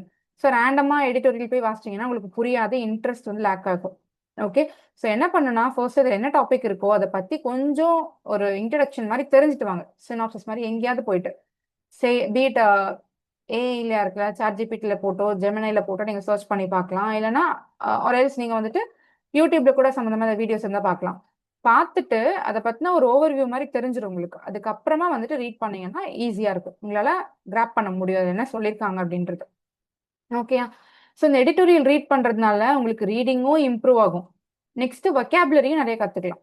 அதனாலதான் இதை சொல்லிட்டு அப்புறம் வொக்காபுலரி சொல்ல போறேன். வொக்காபுலரியில வந்துட்டு எடிட்டோரியல் வொக்காபுலரி நல்லா இருக்கும். நிறைய புது புது வேர்ட்ஸ் இருக்கும். அந்த வேர்ட்ஸ் நமக்கு எக்ஸாம்ஸ்லயும் ரிப்பீட்டடான வேர்ட்ஸா வரும். ஸோ நீங்க புதுசா வொக்காபுலரி தேடி தேடி படிக்கணுமான்னு கேட்டீங்கன்னா இல்ல. ஓகே, நீங்க வொக்காபுலரி எங்க இருந்து படிக்கணும்னு பாத்தீங்கன்னா உங்களோட மார்க் டெஸ்ட்ல வர்ற வொக்காப்ஸ். ஓகே, நான் மார்க்ல போட்டேன், எனக்கு தெரியல, கரெக்ஷன் பார்க்கும்போது பார்த்தேன், அவ்வளவுதான் அப்படி சொல்லிட்டு பார்த்துட்டு விட்டுறீங்கன்னா இந்த காதுல போய் இந்த காதுல வர்ற மாதிரி மறந்துடும், காத்தோட காத்தா போயிடும். ஸோ என்ன பண்ணணும்னா அகெயின் வொக்காபுக்கு நோட்டு போடணும். போட்டு வொக்காப்ஸ் புது புது வொக்காப் பார்க்கும் போது தான் எழுதி வைக்கணும். எழுதி வச்சா மட்டும் போதுமா? கண்டிப்பா கிடையாது. எழுதி வச்சா மட்டும் போதாது, weekly revision important. Weekly revision must. இல்லைன்னா இன்னைக்கு பார்க்கும்போது ஒரு வேர்ட், புது வேர்ட் வந்து பாத்தீங்கன்னா ஞாபகம் இருக்கும். ஓகேவா? நாளைக்கு பார்க்கும்போது அந்த வேர்ட் வந்து மறந்துடும். இப்போ ரெப்பர்கஷன் ஒரு வேர்ட் நீங்க படிக்கிறீங்க அப்படின்னா இன்னைக்கு வந்து அதுக்கு மீனிங் உங்களுக்கு ஞாபகம் இருக்கும், நாளைக்கு அந்த வேர்ட் பார்க்கும்போது உங்களுக்கு மறந்துடும். ரைட்? ஸோ அப்போ நீங்க என்ன பண்ணலாம்னா அதை திரும்ப ரிவைஸ் பண்ணணும். வீக்லி ஒன்ஸ் ரிவைஸ் பண்ணா இனஃப். இல்லைன்னா நீங்க சும்மா இருந்தா கூட அப்பப்போ எடுத்து சும்மா ரீகேப் பண்ணி பார்க்கலாம். இது எல்லாத்தையுமே ஜஸ்ட் ஒரு போட்டோ எடுத்து நீங்க ஏதாவது ஒரு ஏஐ ஆப்ல ஜெமினை தான் நான் மோஸ்டா யூஸ் பண்ணுவேன். அதுல போட்டுட்டு நீ எனக்கு ஒரு குவிஸ் ஒன்று பண்ணி கொடு அப்படின்னு கேட்டா அதுவே குவிஸ் ஒன்று பண்ணி கொடுக்கும். அந்த குவிஸ்ல நீங்க டெஸ்ட் கூட போட்டு பார்க்கலாம். ஸோ டெஸ்ட் வந்து ஒகேப்ஸ் வந்து குட்டா ஒர்க் ஆகும். ஓகே, நம்மளோட நாலேஜ் நம்மளே டெஸ்ட் பண்ணி பார்க்கறதுக்கு அது ஒரு நல்ல ஒரு டூலா ஹெல்ப் ஆகும். ஸோ நான் அதை யூஸ் பண்ணுவேன். ஓகே, ஸோ வொக்காபுலரி இப்படி நீங்க பெஸ்ட்டாக படிக்கலாம். இங்கிலீஷ் கிராமருக்கு நோட்ஸ் போடணும், வொக்காபுலரிக்கு நோட்ஸ் போடணும். Again coming to reading part, இதுல இன்னொரு விஷயம் ஆட் பண்ணணும். ஒரு எடிட்டோரியல் ரீட் பண்றீங்க அப்படின்னா எவ்வளோ நேரம் டைம் எடுக்கலாம்? நீங்க இப்பதான் பிகினரா இருந்தீங்கன்னா ஒரு 1.5 மணி நேரம் கண்டிப்பா எடுக்கலாம். தப்பு கிடையாது, பொறுமையா படிங்க, ஒன்றும் பிரச்சனை கிடையாது. ஒவ்வொரு வேர்டுக்கும் மீனிங் புரியாதுக்கு புரிஞ்சு படிங்க. ரிப்பீட்டேட்டிவா நீங்க அந்த ஹேபிட் பழக பழக ஒரு 1 வீக் கழிச்சு பாத்தீங்கன்னா உங்களுக்கு அப்படியே அந்த டைம் வந்து 1 ஹவரா மாறும். அதுக்கப்புறம் இன்னுமே குறையும். ஓகே, ஏன்னா அந்த ஸ்கில் வந்து நீங்க எவ்வளோ நாள் நீங்க ப்ராக்டிஸ் பண்றீங்களோ அவ்வளோ நாள் வந்துட்டு உங்களுக்கு அதுல இன்னுமே வந்துட்டு அட்வான்ஸ்மெண்ட் தெரியும். ஓகே, ஸோ இப்போ நீங்க இந்த இடத்துல வந்துட்டு எடிட்டோரியல் ரீட் பண்ண போறீங்க, ஒரு 1.5 மணி நேரம் ஆகுது. இதுக்கப்புறம் என்ன பண்ணணும்? பிஓக்கு நீங்க ட்ரை பண்றீங்க அப்படின்னா ஆல்மோஸ்ட் எல்லாருமே எல்லா எக்ஸாம்ஸ் அப்ளை பண்ணுவோம், ரைட்? ஏதாவது ஒரு ஜாப்ல நம்ம போயிட மாட்டோமான்ற ஏக்கம் தான். கண்டிப்பா அப்ளை பண்ணணும், எல்லா எக்ஸாம்ஸ் அப்ளை பண்ணணும். பீட் கிளர்க் எக்ஸாமா இருந்தாலும் சரி, இல்லை நான் கிளர்க்கு தான் படிப்பேன், பிஓலாம் ஆக மாட்டேன் அப்படின்னு நீங்க இந்த வருஷம் சொன்னீங்கன்னா கண்டிப்பா அடுத்த வருஷம் ரெக்ரெட் பண்ணுவீங்க. ஓகே, ஸோ அதனால என்ன சொல்றேன்னா எல்லா எக்ஸாம்ஸும் அப்ளை பண்ண போறீங்க. ஸோ கண்டிப்பா இப்போல இருந்தே பிஓக்கும் ப்ராக்டிஸ் பண்ணுங்க. இதுதான் பெஸ்டான time, right? So PO practice பண்றது டெஸ்கிரிப்டிவ் என்ன பண்ணணும்? ஒண்ணுமே இல்லை, நீங்க வந்துட்டு இப்போ அந்த எடிட்டோரியல் ரீட் பண்றீங்கல்ல, இதுக்கு ஒரு குட்டி சம்மரி ஒன்று எழுத போறீங்க. இந்த சம்மரி எழுதுறதுக்கு எவ்வளோ நேரம்னா ஒரு ஒரு பேஜ் எழுதுனா போதும், ரொம்ப வேண்டாம். ஸ்டார்ட் பண்ணும்போது ஒரு பேஜ், இல்லைன்னா உங்களுக்கு லென்த்தியா வந்தா கூட ஓகே தான். ஒரு ஒன்னுல இருந்து 1.5 பேஜ் 2 பேஜ் கூட எழுதலாம், தப்பு கிடையாது. ஓகேயா? ஃபர்ஸ்ட் எழுதுங்க, அதுக்கப்புறமா டைப் பண்றதை பார்த்துக்கலாம். இப்போதைக்கு எழுதுங்க, சம்மரி எழுதுறது முக்கியம். ஓகே, ஸோ இப்போதைக்கு வந்துட்டு எடிட்டோரியல் ரீட் பண்ண போறீங்க, டெஸ்கிரிப்டிவ்க்கு வந்துட்டு சம்மரி எழுதி பழக போறீங்க. ரீட் பண்ணதை அப்படியே உங்களோட ஓன் வேர்ட்ஸ் போட்டு நீங்க எழுத போறீங்க. ஸோ இது மூலமா என்ன டெவலப் ஆகும் அப்படின்னு பார்த்தீங்கன்னா உங்களுக்கு அந்த திங்கிங் ஸ்கில் டெவலப் ஆகும். ஓகே, நீங்க ரேண்டமா இப்போ போயிட்டு எக்ஸாம்ல உங்களுக்கு வந்து டைப்பிங் வந்து நீங்க கத்துக்கலன்னு வைங்களேன். டைப்பிங் நிறைய பேர் படிக்க ஆரம்பிச்சிட்டாங்க. இப்போ எனக்கு தெரிஞ்ச என் ஃப்ரெண்ட்ஸே நிறைய பேர் இந்த டிஸ்கிரிப்டிவ்காக படிக்க ஆரம்பிச்சிட்டாங்க. இப்போ நீங்க வந்துட்டு டைப்பிங் வந்துட்டு ஓகே தான், நம்ம பார்த்து பார்த்து டைப் பண்ணிடலாம்னு வைங்களேன். பட் ரேண்டமா டைப்பும் பண்ணணும், நீங்க திங்க்கும் பண்ணணும் கண்டென்ட் அப்படின்னா உங்களால அந்த குறிப்பிட்ட டைம்ல முடிக்க முடியாது. ஸோ அதனால இப்போல இருந்தே நீங்க திங்க் பண்றதுக்கு ப்ராக்டிஸ் பண்ணிட்டீங்கன்னு வைங்களேன், ஸோ ஈஸியா இருக்கும். அங்க போயிட்டு உங்களுக்கு அந்த ஒரு ஸ்பான்டேனியஸா திங்கிங் வந்துட்டு டைப் பண்ண வந்துட்டே இருக்கும். என்ன டாபிக் இருக்கோ அது ரிலேட்டடா. ஸோ இப்போ இருந்தே சம்மரி எழுதி ப்ராக்டிஸ் பண்றது அந்த ஸ்பான்டேனியஸ் திங்கிங்காக நம்ம பண்றோம், ரைட்? கொஞ்சம் ஒரு மாசம் கழிச்சு என்ன பண்ணுங்கன்னா டைப் ரைட்டிங் முடிஞ்சா கிளாஸஸ் போக முடிஞ்சா போங்க, இல்லை வீட்லயே கூட ப்ராக்டிஸ் பண்ணுங்க. ஓகே, ஏன்னா கொஞ்சம் அந்த ஸ்பீடுமே நமக்கு ஹெல்ப்ஃபுல்லா தான் இருக்கும். ஓகே, ஸோ அதுக்காக டைப்பிங் கிளாஸ் டெய்லி நான் போயிட்டு ரிலீஜியஸா போயிட்டு ஹையர் லோ எல்லாம் முடிக்கணுமானா கிடையாது. நமக்கு டைப் பண்ண கொஞ்சம் ஸ்பீட் இம்ப்ரூவ் பண்ற அளவுக்கு வீட்லயே படிச்சா கூட ஓகே தான். நம்ம சிஸ்டம் ஒவ்வொருத்தர்கிட்டயும் லேப்டாப் இருக்க போது மார்க் போடுறதுனால நீங்க வீட்லயே கூட டைப்பிங் ப்ராக்டிஸ் பண்ணிக்கலாம். பட் டைப்பிங்கும் கொஞ்சம் ப்ராக்டிஸ் பண்றது இஸ் நெசசரி. ஓகே, ஸோ இது மூலமா நம்ம டெஸ்கிரிப்டிவும் கவர் பண்ணிட்டோம், ரீடிங்கும் கவர் பண்ணிட்டோம், வொக்காபுலரி கவர் பண்ணிட்டோம், கிராமரும் கவர் பண்ணிட்டோம். ஓகே, ஸோ பின்னாடி வந்து நம்ம பார்க்கலாம் ஒரு நாளைக்கு நீங்க எவ்வளோ நேரம் இன்வெஸ்ட் பண்ண போறீங்க. ஓகேவா? எவ்வளோ நேரம் இன்வெஸ்ட் பண்ணலாம்? நீங்க ஒரு ப்ரிலிம்ஸ் ஆஸ்பிரண்டா இருக்கீங்க, இப்பதானே ஸ்டார்ட் பண்ணிருக்கேன்ப்பா, எனக்கு எவ்வளோ நேரம் நான் இன்வெஸ்ட் பண்ணணும் அப்படின்னு நீங்க கேட்டீங்கன்னா அதுக்கும் ஆன்சர் இருக்கு. இல்லை நான் ஒரு ரிப்பீட்டர், நான் வந்துட்டு எவ்வளோ நேரத்துக்கு இன்வெஸ்ட் பண்ணணும், நான் ஒரு மெயின்ஸ் கேண்டிடேட், நான் என்ன பண்ணணும் அப்படின்னு கேட்டீங்கன்னா அதுக்கும் என்கிட்ட ஆன்சர் இருக்கு. ஓகே, ஒரு ஓவரால் ஷெட்யூல் மாதிரி போட போறோம். இது போக நீங்க வந்துட்டு என்ன பண்ணலாம்னா நானும் உங்களுக்கு என் சைடு இருந்து ஹெல்ப் பண்ணுவேன். எக்ஸாம் பாயிண்ட் ஆஃப் வியூல நம்ம கண்டினியூஸா செஷன்ஸ் டெய்லி பார்த்துட்டே தான் இருக்க போறோம். ஓகே, ஸோ ஒவ்வொரு செஷன்லயும் உங்களோட அப்ரோச் என்ன அப்படின்றதுன்னு சொல்லி கொடுத்துருவேன். ஓகே, ஃபார் எக்ஸாம்பிள் ஒவ்வொரு செட்டுக்கும் எரர் ஸ்பாட்டிங் இருந்துச்சுன்னா நீங்க எப்படி அப்ரோச் பண்ணணும், வேர்ட் ஸ்வாப் இருந்துச்சுன்னா அதை எப்படி அப்ரோச் பண்ணணும், இது எல்லாமே நான் உங்களுக்கு சொல்லி கொடுத்துருவேன். ஸோ அப்ரோச் பார்த்தாலே உங்களுக்கு அந்த ஸ்பீடு வந்து வந்துடும். ஓகே, ஃபர்ஸ்ட் நீங்க ஸ்ட்ராங் பண்ண வேண்டியது கிராமர் ஸ்ட்ராங் பண்ண வேண்டியது இம்பார்ட்டன்ட். பிகினரா இருந்தீங்க அப்படின்னா வெக்காபுலரி இம்பார்ட்டன்டான்னு கேட்டா கண்டிப்பா இம்பார்ட்டன்ட் தான். பேசிக் படிக்கிற அளவுக்கு ஒரு 500 to 600 வெக்காப்ஸ் வந்து பேசிக்கா உங்களுக்கு தெரிஞ்சிருக்கணும். ஓகே, அது போக இருக்கிற வெக்காப்ஸ்லாம் எப்படி நான் கண்டுபிடிக்கிறது? திடீர்னு ஒரு டிஃபரெண்டான வெக்காப் கேட்டாங்க, நான் என்னங்க பண்ணுவேன் அப்படின்னு கேட்டீங்கன்னா ஒண்ணுமே பிரச்சனை இல்லை. இப்போ வந்துட்டு ஒரு ஆர்சி இருக்கு, இல்லைன்னா ஒரு ஃபில்லர் இருக்கு, இந்த லைன்ல ஒரு வொக்காப் ஒன்று வந்துருச்சு, அதுக்கு மீனிங் எனக்கு தெரியல, அதுக்கு ஆன்டிடமோ சினோனிமோ கேட்டுட்டான், என்ன பண்றது? ஒண்ணுமே பிரச்சனை இல்லை. அந்த லைனை ரீட் பண்ணி அந்த இடத்துல வேற ஒரு வேர்டை சப்ஸ்டிட் பண்ணி பாருங்க, வேற என்ன போடலாம் அப்படின்றது. ஓகேவா? கான்செப்ட் வைஸ் அந்த லைனை புரிஞ்சுக்கிட்டீங்கன்னா அந்த இடத்துல வரக்கூடிய வொக்காபுக்கான மீனிங்கை நீங்க ஈஸியா கண்டுபிடிச்சிடலாம். இந்த மாதிரி தான் நான் போடுவேன். நான் எல்லா வொக்காப்ஸும் நான் படிக்க மாட்டேன். ஓகே. ஸோ அந்த மாதிரி ட்ரை பண்ணலாம். பட் அதுக்காக வொக்காப்ஸே தெரியாம நான் போயிட்டு இந்த மாதிரி பண்ண முடியுமான்னு கேட்டா கிடையாது. ஓரளவுக்கு வொக்காப்ஸ் வந்து பேசிக்கா நாலேஜ் இருக்கணும். அது போக அடிஷ்னலா நமக்கு தெரியாத வொக்காப்ஸ் வரும்போது இந்த மாதிரி ட்ரிக் யூஸ் பண்ணி கண்டுபிடிச்சலாம். ரீட் பண்ணி அந்த இடத்துல என்ன வொக்காப் வருமோ அதுக்கு ஏத்த மாதிரி நம்ம கண்டுபிடிச்சு போட்டுடலாம். ஓகேவா? ஓரளவுக்கு ஐடியா வந்துருச்சா? ஸோ எல்லா டாபிக்ஸ்ல பேசிக்கா என்னென்ன இருக்குன்னு பார்த்தாச்சு. ஓகே. ஸோ இந்த மூணுலயும் நீங்க ஸ்ட்ரென்தன் பண்ண போறீங்க. You are going to shine. Okay. இப்போ இங்கிலீஷ் செக்ஷன் எடுத்துட்டீங்கன்னா என்னென்ன டாபிக்ஸ் வரப்போகுது? ஓகேவா? இந்த மூணும் பேசிக். இதை முடிச்சிட்டோம்னா ஆக்சுவலி ரீடிங்லாம் நீங்க கண்டினியூஸா பண்ணிட்டே இருக்கணும். ஓகே. டெய்லி வந்து அது ஒரு ஹேபிட் மாதிரி ஆக்கிடுங்களேன், எப்போனாலுமே யூஸ் ஆகும். ஓகேவா? இப்போ அடுத்து நம்ம என்னென்ன டாபிக்ஸ் வரப்போகுதுன்னு பார்க்க போறோம். மோஸ்டா வந்துட்டு கேட்கக்கூடிய டாபிக்ஸ் நான் எடுத்துட்டு வந்திருக்கேன். இது போக நிறைய நியூ பேட்டர்ன்ல டாபிக்ஸும் இருக்கு. பட் இப்போதைக்கு மோஸ்டான டாபிக்ஸ் மட்டும் நம்ம பார்க்க போறோம். ஓகே. ஆர்சி. ஆர்சினா ரீடிங் காம்ப்ரிஹென்ஷன். ரீடிங் காம்ப்ரிஹென்ஷன் வந்துட்டு நீங்க பிகினரா இருந்தீங்கன்னா நம்ம ஸ்கூல்ல எப்படி போட்டிருப்போன்றது உங்களுக்கு தெரியும். ஸ்கூல்லலாம் எப்படி போட்டிருப்போம்னா ஒரு பேராகிராஃப் கொடுத்துருப்பாங்க, அதை ரீட் பண்ணிட்டு கீழே 5 கொஸ்டின் இருக்குன்னா பேராகிராஃப்ல இருந்து 2 லைன் எடுத்து அப்படி கீழே எழுதி விட்டோம்னா ஆன்சர் மார்க் வந்துடும். ஸோ இங்க ரீடிங் காம்ப்ரிஹென்ஷன் அப்படி இருக்க போறது கிடையாது. இங்க நமக்கு அப்ஜெக்டிவ் டைப் கொஸ்டின் தான். ஏ ஏபிசி 5 ஆப்ஷன் இருக்கும், சிடிஇ 5 ஆப்ஷன்ல ஒன்று சூஸ் பண்ணணும். அதுக்கு ஏத்த மாதிரி நீங்க ரீட் பண்ணணும். ஓகே. டைரக்டா இருக்காது கொஸ்டின்ஸ். மோஸ்டா இப்ப எல்லாத்துலயுமே வந்துட்டு கொஞ்சம் இன்டைரக்டா தான் கேக்குறாங்க. அதை நீங்க புரிஞ்சுக்கிட்டு போடுற மாதிரி தான் இருக்கும். ஓகேவா? ஸ்கூல்ல பார்த்த மாதிரி இருக்காதீங்க. ஸோ ஆர்சியில் வந்துட்டு பார்த்தீங்கன்னா என்னென்ன டைப் கொஷின்ஸ் இருக்கும்னா டோன் கேட்குற மாதிரி கொஷின்ஸ் இருக்கும். ஆத்தர் வந்துட்டு என்ன டோன்ல அந்த பேசேஜ் எழுதியிருக்காரு, சரி சர்க்காஸ்டிக்கா இருக்கா, இல்லைன்னா கிரிட்டிக்கலா சொல்லியிருக்காரா, இல்லைன்னா யாரையாவது மாக் பண்ற மாதிரி சொல்லியிருக்காரா, இந்த மாதிரி ஏதாவது ஒரு டோன் அந்த பேசேஜை ரீட் பண்ணிட்டு நீங்க போடுற மாதிரி இருக்கும். இல்லை டைட்டில் ஆப்டான டைட்டில் கொடுங்க அப்படின்னு கேட்பாங்க. அதுக்கப்புறம் சினோனிம் ஆன்டோனிம் கொஷின் இருக்கும். ஓகேவா? இல்லைன்னா ஃபில்லர் கொஸ்டின் கூட இருக்கும். ஒரு ஒரு குட்டி ஃபில்லர் நடுவில் வச்சுட்டு அதுல ஃபில்லர் என்ன வரும் அப்படின்னு கேட்பாங்க. இல்லைன்னா எரர் கூட இருக்கும். ஏபிசிடின்னு ஒரு சென்டென்ஸ் ஃபுல்லாக மார்க் பண்ணிட்டு அதுல அந்த ஆர்சிக்குள்ளே எரர் வைப்பாங்க. இந்த மாதிரி இருக்கலாம். இல்லைன்னா சில டைம் இதுலயே கூட வேர்ட் ஸ்வாப் வைக்கலாம். இந்த மாதிரிலாம் மெயின்ஸ்ல எக்ஸ்பெக்டட். ப்ரிலிம்ஸ்ல இவ்வளவு தூரம் இருக்காது. பட் மெயின்ஸ்ல இருக்கும். சினோனிம் ஆன்டோனிம் கொஸ்டின் ப்ரிலிம்ஸ்ல எதிர்பார்க்கலாம். ஃபில்லர்ஸும் எதிர்பார்க்கலாம். இந்த மூணுமே வந்து ப்ரிலிம்ஸ்ல எதிர்பார்க்கலாம். மற்றபடி இந்த எரர் வேர்ட் ஸ்வாப் கொஞ்சம் கிரிட்டிக்கலா இருக்கிறது எல்லாமே வந்துட்டு எங்க இருக்குன்னா மெயின்ஸ் ஆர்சியில இருக்கும். ஓகே. இப்போ ஆர்சி நீங்க எப்படி அப்ரோச் பண்ணணும் அப்படின்னா எடுத்த உடனே போய் ரீட் பண்ண ஆரம்பிச்சிடக்கூடாது. இது வந்து ஒரு பிகினர் அந்த அளவுக்கு நாலேஜ் இல்லாத பர்சன் பண்ணக்கூடிய ஒரு தப்பு. நமக்கு அப்ரோச் இம்பார்ட்டன்ட். எப்படி அப்ரோச் பண்ணணும்? எடுத்த உடனே ஆர்சி பேராகிராஃப் பார்த்தோன்னே ஸ்க்ரோல் பண்ணிட்டு நமக்கு இந்த பக்கம் தான் இருக்கும், இந்த பக்கம் ஆர்சி இருக்கும், இந்த பக்கம் கொஸ்டின்ஸ் இருக்கும். கொஸ்டின்ஸை ஸ்கிப் பண்ணி பார்க்க ஆரம்பிக்கணும். சினோனிம் ஆன்டோனிம் கொஸ்டின் இருந்தா ஃபர்ஸ்ட் எடுத்த உடனே போட்டுறணும். தெரிஞ்சுச்சுன்னா கண்டிப்பா போட்டுறணும். ஏன்னா ஈஸியா தான் இருக்கு. இப்போ என்ன கேட்டீங்கன்னா லாஸ்ட் 2 இயர்ஸ்ல பாத்தீங்கன்னா வொக்காபுலரி சினோனிம் ஆன்டோனிம்ல வைக்கிற வொக்காப்ஸ் எல்லாமே ரொம்ப ஈஸி தான். ஸோ ஈஸியா நீங்க கத்துக்கலாம். ஓகே. அண்ட் எக்ஸாம்ல இம்ப்ளிமெண்ட் பண்ணலாம். சினோனிம் ஆன்டோனிம் வச்சு இருக்கிற கொஸ்டின்ஸ் நீங்க ஒரு 2 கொஸ்டின் போட்டீங்க, ஃபில்லர் ஒரு கொஸ்டின் இருக்கு, 3 கொஸ்டின் போட்டீங்க அப்படின்னா you have got 3 marks. Out of 7 மார்க்ஸ்ல நீங்க 3 மார்க்ஸ் வாங்கிட்டீங்கன்னா அவ்வளவுதான். நீங்க அது டைம் இல்லைன்னா ரீட் கூட பண்ண வேண்டாங்க, ஈஸியா அந்த 3 மார்க் எடுத்துடலாம். எவ்வளவு ஈஸியா ஸ்கோர் பண்ண முடியுது இல்ல?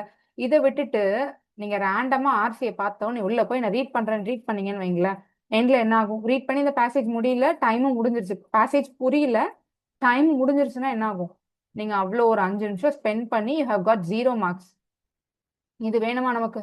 இது வேண்டாம். எனக்கு ஸ்மார்ட் அப்ரோச் தான் வேணும். ஸோ அதனால ஆர்சி பார்த்த உடனே ஸ்கோரிங் ஏரியா எல்லாம் கம்ப்ளீட் பண்றோம். நெக்ஸ்ட் என்ன பண்றோம்? டேரக்டா ரீட் பண்ணக்கூடாது. கொஸ்டின்ஸ் ஒரு 5 கொஸ்டின், இப்போ நம்ம வந்துட்டு 7 கொஸ்டின் இருக்குன்னு அசியூம் பண்ணிக்கிறோம். இதுல ஒரு 3 கொஸ்டின் வந்துட்டு போட்டுட்டோம் 1 மார்க் கொஸ்டின்ல. மிச்சம் 4 கொஸ்டின் இருக்கு. நான் போயிட்டு கொஸ்டின்ஸ் எல்லாம் ஒரு டைம் ரீட் பண்ணிடுவேன், லைட்டா பாத்துருவேன் என்னென்ன டாபிக்ல இருக்கு அப்படின்னு.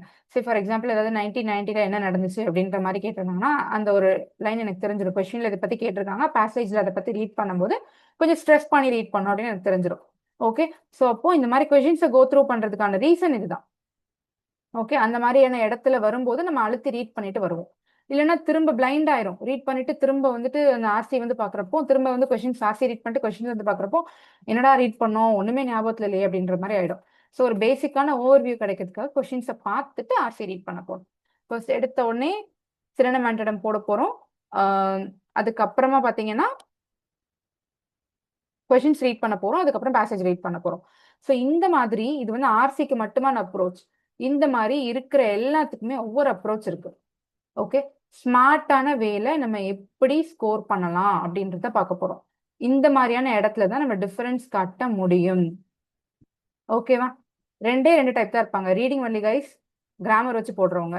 மூணாவது ஒரு டைப் இருப்பாங்க, ரெண்டையுமே யூஸ் பண்றது. நம்ம ஃபர்ஸ்ட் ரெண்டு டைப்புமே யூஸ் பண்றது மூணாவது டைப். இந்த மூணாவது டைப் இருக்கிறவன் தான் கண்டிப்பா வின் பண்ணுவான். ஓகேவா? ஏன்னா வெறும் கிராமர் வச்சு போடுறவன் என்ன பண்ணுவான்னா, அவனுக்கு கிராமர் மட்டும் தான் தெரியும், ரீட் பண்ண தெரியாது, ஃபாஸ்டா ரீட் பண்ண முடியாது, அவன் அதுல லேக் ஆவான். ஓகே, அவனுக்கு அந்த ஸ்கில் வந்து லேக்கா இருக்கும், அவன் அதுல லேக் ஆவான். ஓகே, இந்த ரீடிங் வச்சு போடுறவன் என்ன பண்ணுவான்னா, அவனால கிராமர் வச்சு யோசிக்க முடியாது. ஸோ எல்லாமே ரீடிங் வச்சிருக்கோம். ஸோ ஆப்ஷன்ல வந்துட்டு ரெண்டு ஆப்ஷன் இருந்துச்சு அப்படின்னா கிராமர் வச்சு அவனால மூவ் பண்ண முடியாது. சில இடத்துல அவனும் தடுமாறிடுவான். ஓகே, ஸோ இப்போ இந்த ரெண்டையும் யூஸ் பண்றவன் தான் ப்ரோ ஆவான். ஸோ என்ன கேட்டீங்கன்னா ரெண்டையுமே கத்துக்கோங்க. ரீடிங் ஸ்கில்லும் வேணும், இதுவுமே வேணும், கிராமரும் வேணும்.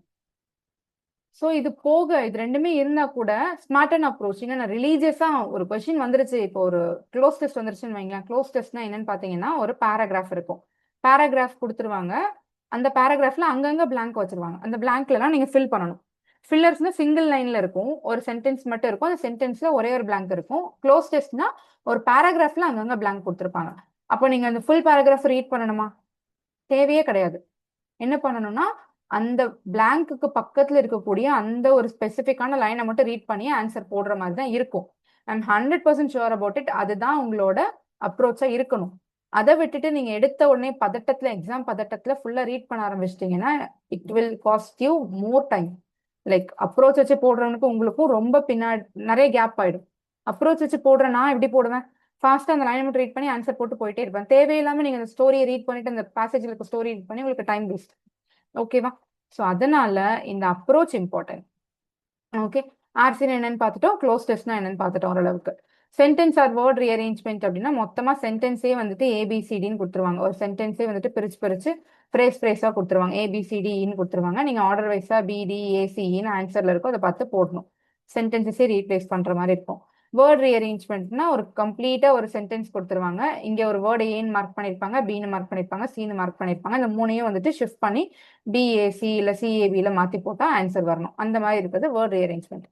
எரர் டிடெக்ஷன் தெரியும், நம்ம கிராமர்ல நிறைய பார்த்திருப்போம்ல, ப்ரோனவுன் வச்சோ இல்ல நவுன் வச்சோ இல்லைனா சென்டென்ஸ் சப்ஜெக்ட் வெர்ப் அக்ரிமெண்ட் வச்சோ இந்த மாதிரியான எரர் இருக்கும், அதை நம்ம கண்டுபிடிக்கணும். ஓகேவா?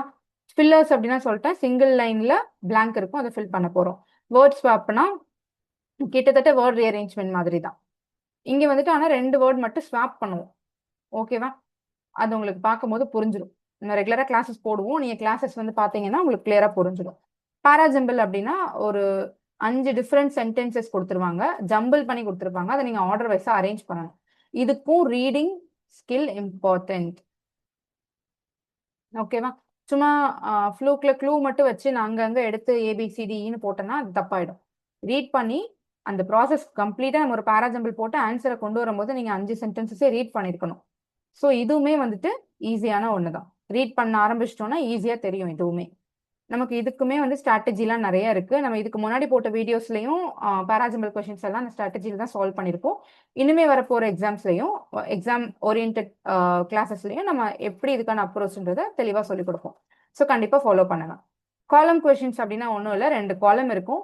இந்த இடத்துல ஏபிசின்னு 3 சென்டென்சஸ் இருக்கும், இந்த இடத்துல டிஇஎஃப்னு இருக்கும். இதோட இந்த பக்கத்துல இருக்கிற எந்த சென்டென்ஸை கனெக்ட் பண்ணா மீனிங்ஃபுல் அண்ட் கிராமட்டிக்கலா கரெக்டா இருக்குன்றத மேட்ச் பண்ணணும்.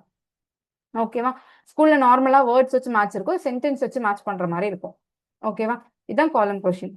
மோஸ்டா வந்துட்டு ப்ரிலிம்ஸ்ல வந்துட்டு கொஞ்சம் ஈஸியா இருக்கும், மெயின்ஸ்ல கிராமட்டிக்கல் எரர் வச்சும் கொடுத்துருப்பாங்க. ஸோ அது மெயின்ஸ்க்கு கொஞ்சம் ரொம்ப டீடியஸாலாம் இருக்காது, ஈஸியான ஒர்க் தான் அதுவுமே. ஓகே, மிஸ்பெல்ட்னா வேர்ட்ல வந்துட்டு எரர் வச்சு கொடுத்துருப்பாங்க, லைக் ஸ்பெல்லிங்ல எரர் வச்சு கொடுத்துருப்பாங்க. அண்ட் இன்னப்ராப்ரியேட்டும் இருக்கும். இப்போ வந்துட்டு ஃபார் எக்ஸாம்பிள் என்ன எஃபெக்ட் அஃபெக்ட். ஓகேவா?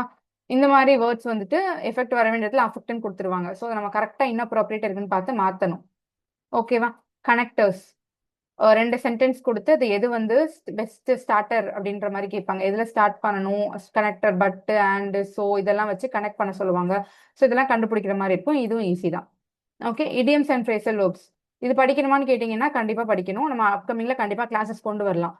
ரிப்பீட்டர்ஸ் பேட்ச் ஸ்டூடெண்ட்ஸ்க்கு வந்து தெரியும். நம்ம ஆல்ரெடி வந்துட்டு இது ரிப்பீட்டர்ஸ் பேட்ச் கிளாஸஸ் பார்க்கும்போது ரொம்ப இன்ட்ரெஸ்டிங்காக இருக்கும். எல்லாமே வந்துட்டு நான் எப்படி சொல்லுவேன்னா, நான் படிக்கிறது எப்படி படிப்பேன்னா, ஸ்டோரி ஏதாச்சும் படிப்பேன். இல்லைன்னா ஏன்னா மோஸ்ட்டாக நம்ம தமிழ் பழமொழி மாதிரி தான் இருக்கும் இடியம்ஸ். ஸோ நான் ஏதாவது ஸ்டோரி கூட ரிலேட் பண்ணி படிப்பேன். அதோட ஸ்டோரி எங்கே இருக்குன்னு தேடுவேன். ட்ரோஜன் ஹார்ஸ் அப்படின்னா அதுக்கான ஸ்டோரி என்னன்றதை தேடி படிப்பேன். ஸோ இந்த மாதிரி ஒவ்வொன்றும் தேடி தேடி படிக்கும் போது டிப் ஆஃப் அன் ஐஸ்பர்க் அப்படின்னு இருக்கும். ஸோ அதெல்லாம் ஒரு ஸ்டோரி தேடி படிக்கும் போது ஞாபகம் வச்சுக்கிறதுக்கு ரொம்பவே ஈஸியா இருக்கும். ஸோ இடியம்ஸ் அண்ட் ஃப்ரேஸ் ரொம்ப ஈஸியான டாபிக், அதுவும் படிச்சிடணும். வேர்ட் யூசேஜ் அப்படின்னு பாத்தீங்கன்னா ஒரு வேர்டை வந்துட்டு டிஃப்ரெண்டா எப்படி யூஸ் பண்றது அப்படின்றத பத்தி இருக்கும். சே ஃபார் எக்ஸாம்பிள் வில் அப்படின்றதுக்கு நிறைய மீனிங் இருக்கும். வில் பவர்ன்ற மீனிங், ஓகேவா. இன்னொன்று உயில் அப்படின்ற மீனிங். ஆல்சோ மாடல் வெர்பா வரும்போது வில் வரும். ஸோ இந்த மாதிரி ஒரே வேர்ட் டிஃப்ரெண்டா யூஸ் பண்ண முடியும். ஸோ அந்த மாதிரி இருக்கிறது வேர்ட் யூசேஜ்ல அந்த மாதிரி டைப்ஸ் வரும். ஹோமோஃபோன்ஸ், இது சில இடத்துல ஹோமோஃபோன்ஸும் ஒர்க் ஆகும். ஓகேவா. ஸோ இப்போ இவ்வளோ டாபிக்ஸும் இங்கிலீஷ்ல இருக்கு. எல்லா டாபிக்ஸும் வருமானு கேட்டா வராது. ஆர்சி, க்ளோஸ் டெஸ்ட், ஃபில்லர்ஸ், பேராஜம்பிள், இந்த நாலும் தான் வந்துட்டு அப்படியே இருக்கக்கூடியது. மற்றபடி மிஸ்டில்னஸ் எல்லாமே அங்கங்க அங்கங்க ஏதாவது ஒரு ஒன்று ரெண்டு டாபிக் கொடுத்துருப்பாங்க. அவ்வளோதான். இவ்வளோதான் நீங்க கவர் பண்ண போறீங்க. இமேஜின் லைக் டிஎன்பிசியா இருக்கட்டும், other exams, other competitive exam படிக்கிறவங்களா இருக்கட்டும், அவங்களாம் நிறைய படிப்பாங்க. நமக்கு லிமிட்டெட் கான்செப்ட், லிமிட்டெட் கண்டென்ட், இவ்வளோத்துக்குள்ள தான் படிக்க போறோம்னா ரொம்ப ஈஸி. திரும்ப திரும்ப ரிப்பீட்டேட்டிவா படிச்சுட்டே இருக்கணும். கான்செப்டும் முக்கியம். கிராமர் பொறுத்தளவுக்கு கான்செப்ட் முக்கியம். ஓகே. அண்ட் நம்ம ஹோலா பார்க்கும்போது இங்கிலீஷ்க்கு என்ன முக்கியம்னா அப்ரோச் தான் முக்கியம். எப்படி ஒரு கொஸ்டினை அப்ரோச் பண்றோன்றதுல முக்கியம். ஏன் அப்ரோச் முக்கியம்? நம்ம அப்ரோச் வச்சு ஷார்ட்கட்ல கரெக்டா போட்டோம்னு வைங்களேன், நம்ம ஃபுல்லா சென்டென்ஸை ரீட் பண்ணாம கிராமர் வச்சு 2+2 வந்துச்சுன்னா பக்கத்துல V1 வரும், இல்லை V1+ING வரும் அப்படின்னு ஆப்ஷன்ல இருந்து ஒன்று பிக் பண்ணி போட்டேன்னு வைங்களேன், ஈஸி. நான் சென்டென்ஸ் ஃபுல்லா ரீட் பண்ற அந்த டைமை சேவ் பண்ணி டேரக்டா ஆன்சர் போட்டேன். ஸோ அந்த டைம் வந்து எனக்கு சேவ் ஆகுது. நான் அதுக்குள்ள இன்னொரு எக்ஸ்ட்ரா ஒரு கொஸ்டின் போட்டுருவேன். என்னோட காம்படிட்டர் உட்காந்து ரீட் பண்ணிட்டு இருப்பான். ஸோ இந்த மாதிரி நான் வந்து அட்வான்டேஜ் எடுத்துக்கிட்டேன் அப்படின்னா ஃபைனலாக பார்க்கும்போது நான் முடிச்சுட்டே சும்மா உட்காந்துருப்பேன், என்னோட காம்படிட்டர் உட்காந்து முட்டிட்டு இருப்பான். ஸோ இப்போ இந்த மாதிரியான இடத்துல தான் நம்ம ஸ்கோர் பண்ணக்கூடிய அந்த டிஃப்ரென்ஸை காட்ட முடியும். ஓகேவா. ஓவரால் இப்போ ஐடியா கிடைச்சிருக்கும்னு நினைக்கிறேன். எக்ஸாம் எப்படி இருக்க போது, என்னென்ன எக்ஸாம்ஸ்க்கு என்னென்ன எவ்வளோ வெயிட்டேஜ், என்னென்ன நீங்கள் படிக்கணும், எதை பேஸ் பண்ணி பேங்க் எக்ஸாம் இங்கிலீஷ் இருக்க போது, இப்போ நீங்கள் என்ன பண்ணணும், உங்களை ஆக்ஷன் பிளான் என்னன்னு பார்க்க போகிறோம். ரைட். Preparation strategy. ஓகே. ப்ரிலிம்ஸ்க்குனா நீங்க என்ன பண்ணணும், மெயின்ஸ்க்குனா என்ன பண்ணணும். இப்பதான் நான் ப்ரிலிம்ஸ், இப்பதான் நான் பிகினர், இல்லைன்னா ப்ரிலிம்ஸ் எழுதிட்டு இருக்கேன், எனக்கு கிளியர் ஆகல. ப்ரிலிம்ஸ் கிளியர் ஆகலனாலே நீங்க பிகினர் தான் நினைச்சுக்கோங்களேன். உங்களை டிமோட்டிவேட் பண்றதுக்காக சொல்ல, பிகினர்ன்ற மாதிரி நினைச்சுக்கோங்க. ஓகே. அப்பதான் நம்ம நிறைய படிப்போம், இல்லைன்னா கன்ஃபியூஸ்டா இருக்கும். ப்ரிலிம்ஸ் படிக்கலாம், மெயின்ஸ் படிக்கலாம், கன்ஃபியூஸ்டா இருக்கும். ப்ரிலிம்ஸ் கிளியர் ஆகலாம், இட்ஸ் ஓகே. இந்த வருஷம் கண்டிப்பா ஃபர்ஸ்ட் அட்டெம்ப்ட்லேயே கிளியர் பண்ணிடலாம். அதுக்கான ஒரு அப்ரோச் தான் பண்ண போறோம். ப்ரிலிம்ஸ்க்கு இங்கிலீஷ்ல நீங்க என்ன ப்ரிப்பேர் பண்ணணும், என்ன ப்ரிப்பேர் பண்ணலாம்? ஃபர்ஸ்ட் எடுத்ததும் டெய்லி வந்துட்டு ஒரு செக்ஷனல், ப்ரிலிம் செக்ஷனல் மார்க், ஓ டெய்லி இல்லை ஆல்டர்னேட் டேஸ் போட்டுக்கலாம். ஓகேவா. ஆல்டர்னேட் டேஸ் போட்டுக்கலாம், இல்லைன்னா நம்ம லைவ் போடுவோம், லைவ் பார்க்கலாம். ஓகே. அதுக்கப்புறம் பார்த்தீங்கன்னா ஒரு எடிட்டோரியல் ரீட் பண்ணோம். எடிட்டோரியல் தான் ரீட் பண்ணணும்னு கிடையாது. ஸ்டார்டிங் நீங்கள் ஸ்டார்ட் பண்ணும்போது ஏதாவது உங்களுக்கு பிடிச்ச டாப்பிக்ல கூட ரீட் பண்ணலாம். பட் உங்களுக்கு நீங்களே உங்களோட வெயிட்டேஜ் ஏற்றிட்டே போகணும். எப்பயுமே வந்து பார்த்தீங்கன்னா ஃபார் எக்ஸாம்பிள் இப்போ ஜிம்முக்கு போய் நம்ம வெயிட் போடுறோம் அப்படின்னா 5 kgல ஸ்டார்ட் பண்ணுறோம்னா 5 kgல இருக்க மாட்டோம். அடுத்தடுத்த வெயிட் அப்கிரேட் பண்ணிட்டே போவோம். அதே மாதிரி தான் ஃபர்ஸ்ட் ஒரு ஸ்டோரியில ரீட் பண்ண ஆரம்பிக்கிறீங்க அப்படின்னா ஸ்டோரியிலே ரீட் பண்ணிட்டு அப்படியே போயிடக்கூடாது. ஒரு 1 வீக் கழிச்சு அடுத்த உங்களோட வெயிட்டேஜ் நீங்களே ஏற்றிக்கணும். உங்களோட ஸ்டாண்டர்டை நீங்களே இம்ப்ரூவ் பண்ணணும்.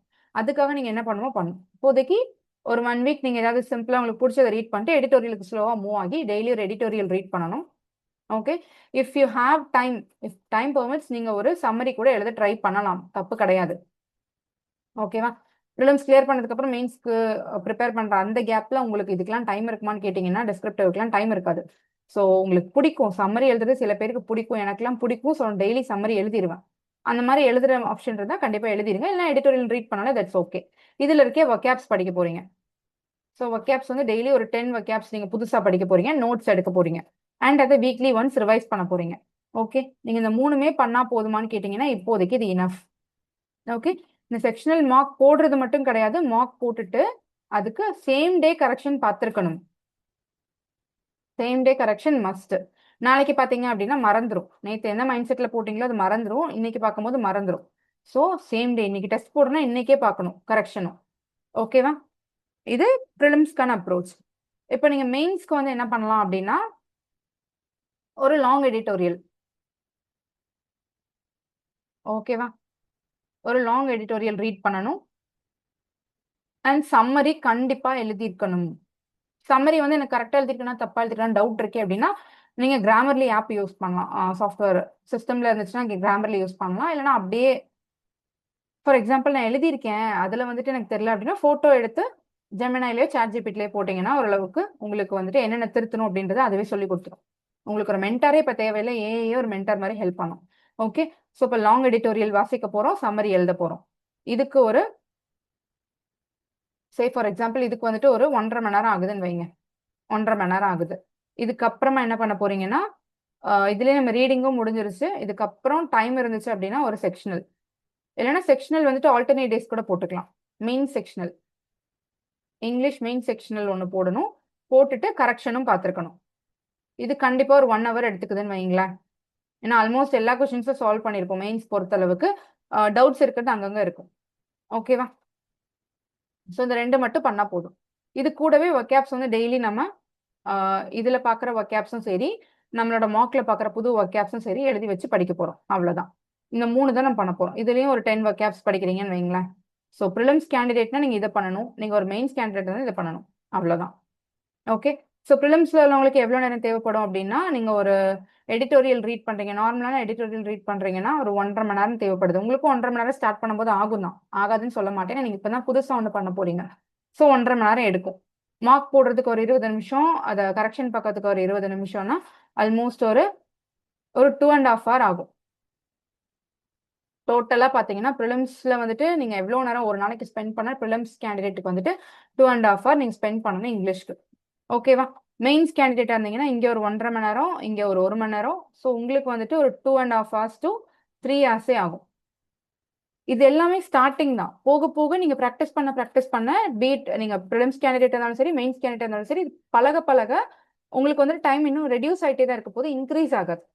ஓகேவா? ஸ்டார்டிங் இவ்வளோ நேரம் ஆகும்னு நான் சொல்கிறேன். இது மேக்ஸிமம் டைம். இன்னும் பண்ண பண்ண அந்த கண்டினியூஸாக நீங்கள் ரிப்பீட்டேட்டிவாக அதை பழகிட்டே வந்தீங்க, அந்த பழக்கத்தை வந்துட்டு ஏற்படுத்திட்டே இருந்தீங்கன்னா கண்டிப்பாக இது டைம் வந்து கம்மியாகும். ஓகே தானே? இப்போ நீங்கள் எவ்வளோ டைம் ஸ்பெண்ட் பண்ணுன்ற ஐடியா உங்களுக்கு கிடைச்சிருக்கும்.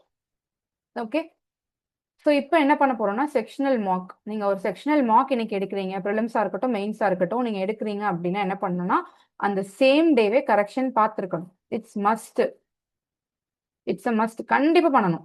இல்லைன்னா மறந்துடும். இன்னைக்கு ஒரு டெஸ்ட் போடுறேன், நாளைக்கு நான் அதை பார்க்குறேன்னா சேம் ஒரே கண்ணோட்டத்தில் பார்க்க மாட்டேன். நான் ஏன்டா நேற்று இந்த ஆன்சர் தப்பாக போட்டேன், இது எனக்கு ஆன்சர் கரெக்டாக இருக்கிற மாதிரி தான் இருந்துச்சு அப்படின்ற மாதிரி உங்களுக்கே வந்து உங்களோட ஆன்சர்ஸில் கான்ட்ரடிக்ஷன் ஏற்படும். ஸோ அதனால சேம் டே அதே மைண்ட் செட்டில் கரெக்ஷன் பார்த்துருக்கணும். ஓகேவா? அதுக்கப்புறம் மார்க் அனாலிசிஸ் டேபிள் ஒன்று போடணும். ஒன்றுமே இல்லை, கொஷின் 1 to ஒரு 30 கொஷின்ஸ் இருக்கு, 1 2 3ன்னு எழுதுங்க. இது டெய்லி பண்ண சொல்லல, ஸ்டார்டிங் ஒரு 1 வீக் பண்ணுங்க. ஓகேவா? போட்டுட்டு கொஷின் என்ன கொஷின், கொஷின் டைப் என்னன்னு எழுதுங்க. ஓகேவா? இந்த இடத்துல என்ன பண்ண போறீங்கன்னா ரீசன் என்ன, ஏன் தப்பாச்சுன்னு எழுத போறீங்க. ரைட்டான கொஷினுக்கு பிரச்சனை கிடையாது. ஓகேவா? தப்பான கொஷினுக்கு நீங்க எழுத போறீங்க. சரி, first question correct, second question தப்பு, எரர் கொஷின், செகண்ட் கொஷின் ஏன் தெரியல அப்படின்னா எனக்கு இந்த டாப்பிக்கே நான் படிக்கல, ஸோ எனக்கு தெரியல அப்படின்னா இந்த இடத்துல ஒரு லேக் உங்களுக்கு இருக்கு, இந்த இடத்துல ஒரு கேப் இருக்கு, நீங்க கண்டுபிடிச்சிட்டீங்க. அப்போ இந்த கேப்பை ரெக்டிஃபை பண்றதுக்கு இந்த டாப்பிக்கை போய் நான் படிக்கணும்னு உங்களுக்கு தோணும். ஸோ உங்களே நீங்களே அனலைசிஸ் பண்றதுக்கு என்ன பண்ணணும் அப்படின்னா நீங்க இந்த டேபிள் கண்டிப்பா போட்டிருந்துருக்கணும். ஓகேவா? டேபிள் போட்டு ஃபுல்லாவே நீங்க வந்துட்டு உங்களை நீங்க ரெடி பண்ணிக்கிறதுக்காக இந்த டேபிள். ஓகேவா? ஸோ இப்போ நீங்கள் வந்துட்டு ஓரளவுக்கு நீங்கள் எல்லாமே போட்டுட்டு ஒரு 30 ப்ரிலிம்ஸ் கொஷின் போடுறீங்க. 30 வந்து செக்ஷனல் மார்க் வந்து 30க்கு வந்துட்டு நீங்கள் ஒரு 25 மார்க்ஸ் எடுத்துட்டீங்க அப்படின்னா உங்களுக்கு தப்பான கொஷின் 5 தான் இருக்கும். ஸோ 1 2 3 4 5 5 கொஷின் இருக்கும். ரைட்? இந்த 5 கொஷின் மட்டும் இல்லாமல் சில கொஷின்ஸ் வந்து போடுறதுக்கு உங்களுக்கு டைம் ஆயிருக்கும். ஏன்னா ஒவ்வொரு கொஷின் நீங்கள் வந்து இப்போ கைட்லி ஆப்பில் டெஸ்ட் போட்டிங்க அப்படின்னா ஒவ்வொரு கொஷினுக்கும் எவ்வளோ டைம் எடுத்திருக்கீங்கன்னு தெரியும். அதில் சில கொஷினுக்கு வந்து 2 நிமிஷம் டைம் எடுத்து அந்த கொஸ்டினை கரெக்டாக போட்டிருக்கும். ஏன் 2 நிமிஷம் ஆச்சு, ஏன் நான் என்ன அப்ரோச் அங்கே ஸ்மார்ட்டாக பண்ணியிருந்தா அந்த 2 நிமிஷத்தை கம்மி பண்ணியிருக்கலாம்னு தெரியணும். ஸோ நீங்கள் 25க்கு மேலே வாங்க ஆரம்பிச்சிட்டிங்க அப்படின்னா இந்த டைம் மேனேஜ்மெண்ட் அனாலிசிஸை கற்றுக்கணும். ஓகேவா? இதுக்கப்புறமா ஆக்யூரஸியும் கற்றுக்கணும். புரிஞ்சுதா? இப்போ ப்ரிலிம்ஸில் வந்துட்டு 28 to 30 மார்க்ஸ் கண்டிப்பாக வேணும். ஓகே, ஸோ 28 to 30 மார்க்ஸ் வேணும்னா நீங்கள் ஆக்யூரேட்டாக போடணும். ஆக்யூரேட்டாக போடாமல் 30 போட்டு அதில் ஒரு 10 தப்புன்னு வைங்களேன். ஸோ 10 மார்க் தப்பாக போட்டது ப்ளஸ் ஒரு 2.5 மார்க்ஸ் வந்துட்டு கம்மியாயிடும். ஓகேவா? 10 டிவைடட் பை 4ன்னு போட்டோன்னா எவ்வளோ வரும்? ஆமாம், 2.5 மார்க்ஸ் உங்களுக்கு கம்மியாயிடும். புரிஞ்சா? ஸோ அப்போ நீங்கள் எவ்வளோ ஸ்கோர் பண்ணுவீங்கன்னா 17.5 தான் ஸ்கோர் பண்ணுவீங்க. ஓகேயா? ஸோ இப்போ இவ்வளோ மார்க் நீங்கள் 28 30 மார்க்ஸ் போட்டுட்டு ஃபுல் அட்டம் கொடுத்து அதில் நீங்கள் 15 to 17 மார்க்ஸ் வாங்கினீங்கன்னா உங்கள் மைண்ட் செட் எப்படி இருக்கும்? ரைட்? ஸோ மோசமாக இருக்கும். அதுக்கு நீங்கள் கரெக்டான கொஷின் அப்ரோச் பண்ணிட்டீங்கன்னா புரிஞ்சிச்சா? அதுக்காக எல்லா கொஷினும் மார்க் ஃபார் ரிவ்யூ மார்க் பண்ண சொல்லலை. நீங்கள் போயிட்டு ஃபர்ஸ்ட் ரவுண்டு போகணும். ஃபர்ஸ்ட் ரவுண்ட் போகும்போது ஷோர் ஷார்ட்டாக கொஷின்ஸ் மட்டும் அடிக்கணும். மற்ற கொஷின்ஸ்லாம் மார்க் ஃபார் ரிவ்யூ கொடுத்துடணும். செகண்ட் ரவுண்ட் போகும்போது சில டைம் வந்துட்டு உங்களுக்கு ஃபர்ஸ்ட் ரவுண்ட்ல தெரியாததெல்லாம் செகண்ட் ரவுண்ட் கண்ணுக்கு தெரியும். செகண்ட் ரவுண்ட் போகும்போது செகண்ட் ரவுண்ட்ல வந்துட்டு எரர்ல இந்த இடத்துல நம்ம பார்க்கவே இல்லை, இந்த இடம் தெரியுது, இப்போ எனக்கு கரெக்டாக தெரியுது அப்படின்னு சொல்லிட்டு செகண்ட் ரவுண்ட் மார்க் பண்ணுவீங்க. ஸோ அதனால ஃபர்ஸ்ட் ரவுண்ட் போகும்போது ஃபர்ஸ்ட் ஈஸியான கொஸ்டின்ஸ்லாம் போட்டுருங்க. ஷோர் ஷார்ட்டா இல்லாதது போடாதீங்க. ஓகேவா? இந்த ஆக்யூரசி இப்போ முக்கியமானு கேட்டால் கிடையாது. இதெல்லாம் மெயின்ஸ் ஆஸ்பிரண்ட்டுக்கு சொல்கிறேன். நீங்கள் ப்ரிலிம்ஸ் இப்போ தான் ஸ்டார்ட் பண்ணுறீங்கன்னா ஆக்யூரசி பற்றி யோசிக்காதீங்க. கொஞ்ச நாளைக்கு போட்டோம். அதுக்கப்புறமா நீங்கள் மறுபடியும் கொஞ்சம் மார்க்ஸ் இம்ப்ரூவ் ஆனதுக்கு அப்புறமா நீங்கள் வந்துட்டு ஆக்யூரசிலையும் டைம் மேனேஜ்மெண்ட்லையும் கான்சென்ட்ரேட் பண்ணலாம். அதனால தான் தனியாக கொடுத்துருக்கேன். ஃபர்ஸ்ட் பண்ண வேண்டியது இந்த 3, இது பின்னாடி பண்ண வேண்டியது. ஓகே? டெய்லி மார்க் போடணுமா? இப்போதான் ஸ்டார்ட் பண்ணுறேன், நான் மார்க் போடுறேன் இன்னையிலேருந்து அப்படின்னா தட்ஸ் அ ராங் அப்ரோச். தேவையே கிடையாது. மார்க்கு தேவையே கிடையாது. பேசிக் தான் இம்பார்ட்டன்ட். பேஸ்மெண்ட் ஸ்ட்ராங்காக இருந்தால் தான் நமக்கு வந்துட்டு பில்டிங் ஸ்ட்ராங்காக இருக்கும். ஓகேவா? பேஸ்மெண்ட் நமக்கு வந்துட்டு எதுவுமே இல்லாமல் சும்மா எம்டியாக இருந்துச்சு அப்படின்னா நம்ம மார்க் போட்டும் வேஸ்ட்டு தான், எந்த யூஸுமே இல்லை. ஸோ ஃபர்ஸ்ட் எடுத்ததும் நான் சொன்ன மாதிரி இந்த 3ல் உங்களை வந்துட்டு கொஞ்சம் ஸ்ட்ராங் பண்ணிக்கோங்க. அதுக்கப்புறமா மார்க் போட ஆரம்பிங்க. ஓகே? ஓரளவுக்கு பேசிக்கான ஐடியா இருக்கும்னு நினைக்கிறேன். இதுக்கப்புறமா வந்து உங்களுக்கு வந்துட்டு இந்த செஷன் பார்த்ததுக்கு அப்புறமா டவுட்ஸ் இருந்ததுன்னா கமெண்ட்ல போடுங்க. வீல் ஸ்பீக் தேர். ஓகே? நெக்ஸ்ட் செஷன்ல நம்ம பார்க்கலாம். ஓரளவுக்கு பேசிக்கான ஐடியா கிடைச்சிருக்கும். வொகேப்ஸ் பொறுத்தளவுக்கு நிறைய பேர் என்கிட்ட கேட்டது என்னன்னா, என்கிட்ட ரிப்பீட்டர்ஸ் பேட்ச்லாம் கேட்குறதுன்னா வொகேப்ஸ் எப்படி படிக்கணும் காம்ப்ளிகேட் பண்ணிக்காதீங்க. இருக்கிற கண்டென்ட்டை நீங்க படிக்க ஆரம்பிங்க. ஓகேவா? ரொம்ப நிறைய நான் எக்ஸ்ட்ரா வேகண்டா இங்கே அங்கே அங்கேன்னு எல்லா இடத்தையும் போய் தேடி தேடி படிக்கணும்னா கிடையாது. தேவையில்லை, அவ்வளோ தேவை கிடையாது. நிறைய படிச்சாலும் நம்ம மூளையில வந்துட்டு ஸ்டோர் பண்ண முடியாது. ஸோ அதனால கம்மியா படிங்க. படிச்சதை ரிவைஸ் பண்ணுங்க, அதுவே போதும். மார்க்ல வர்றது எல்லாம் இப்போ கைட்லி ஆப்ல இருக்கிற மார்க்ல வர வொகேப்ஸ் எல்லாமே ரிப்பீட்டடா கேட்ட கொஸ்டின்ஸ் தான் இருக்கும். ஸோ அதனால அந்த மாதிரி இருக்கிறது யூஸ் பண்ணிக்கோங்க. ஓகேவா? Hope this session is useful. Doubts எதாவது இருந்ததுன்னா கமெண்ட் செக்ஷன்ல போடுங்க. We'll speak about it. Thank you.